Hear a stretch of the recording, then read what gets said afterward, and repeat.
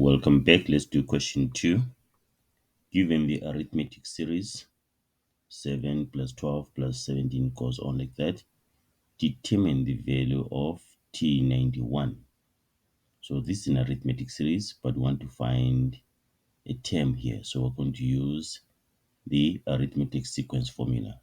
Remember, Tn is equal to a plus n minus 1d, right? Our a is equal to what? 7.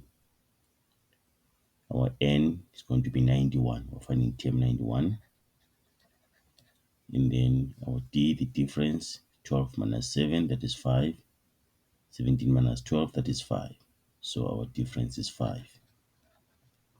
Okay, and then let's substitute. So T91 is going to be 7 plus 91 minus 1, and then times 5, right? So we can just put this thing as it is in the calculator.